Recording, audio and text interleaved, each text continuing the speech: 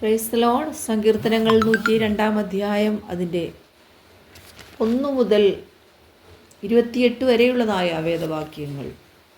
യഹോവേ, എൻ്റെ പ്രാർത്ഥന കേൾക്കണമേ, എൻ്റെ നിലവിളി തിരുസന്നിധിയിൽ വരുമാറാകട്ടെ. കഷ്ടദിവസത്തിൽ നിൻ്റെ മുഖം എനിക്ക് മറയ്ക്കരുതേ, നിൻ്റെ ചെവി എങ്കിലേക്ക് ചായിക്കണമേ. ഞാൻ വിളിക്കുന്ന നാളിൽ വേഗത്തിൽ എനിക്ക് ഉത്തരമരുളണമേ.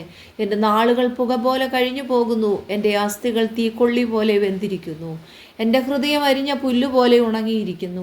ഞാൻ ഭക്ഷണം കഴിപ്പാൻ മറന്നു പോകുന്നു. എൻ്റെ ഞെരുക്കത്തിൻ്റെ ഒച്ച നിമിത്തം എൻ്റെ അസ്ഥികൾ മാംസത്തോട് പറ്റുന്നു. ഞാൻ മരുഭൂമിയിലെ വേഴാമ്പൽ പോലെയാകുന്നു, ശൂന്യസ്ഥലത്തെ മൂങ്ങ പോലെ തന്നെ. ഞാൻ ഉറക്കളച്ചിരിക്കുന്നു, വീട്ടിൻ മുകളിൽ തനിച്ചിരിക്കുന്ന കുരുകിൽ പോലെയാകുന്നു. എൻ്റെ ശത്രുക്കൾ ഇടവിടാതെ എന്നെ നിന്ദിക്കുന്നു. എന്നോട് ചീറുന്നവർ എൻ്റെ പേർ ചൊല്ലി ശപിക്കുന്നു. ഞാൻ അപ്പം പോലെ ചാരം തിന്നുന്നു, എൻ്റെ പാനീയത്തിൽ കണ്ണുനീർ കലക്കുന്നു.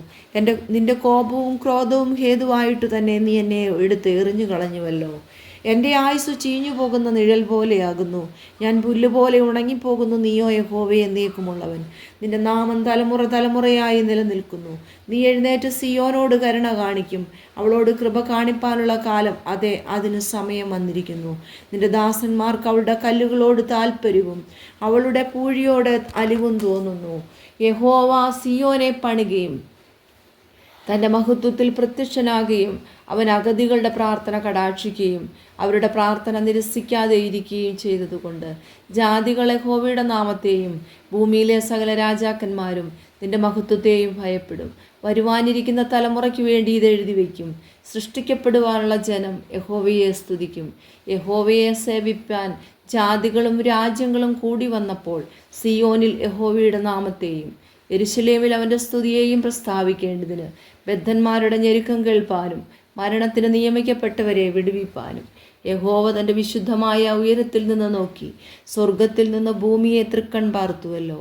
അവൻ വഴിയിൽ വെച്ച് എൻ്റെ ബലം ക്ഷയിപ്പിച്ചു. അവൻ എൻ്റെ നാളുകളെ ചുരുക്കിയിരിക്കുന്നു. എൻ്റെ ദൈവമേ, ആയുസ്സിൻ്റെ മധ്യത്തിൽ എന്നെ എടുത്തു കളയരുതേ എന്ന് ഞാൻ പറഞ്ഞു. നിൻ്റെ സംവത്സരങ്ങൾ തലമുറ തലമുറയായിരിക്കുന്നു. പൂർവ്വകാലത്ത് നീ ഭൂമിക്ക് അടിസ്ഥാനമിട്ടു. ആകാശം നിന്റെ കൈകളുടെ പ്രവൃത്തിയാകുന്നു.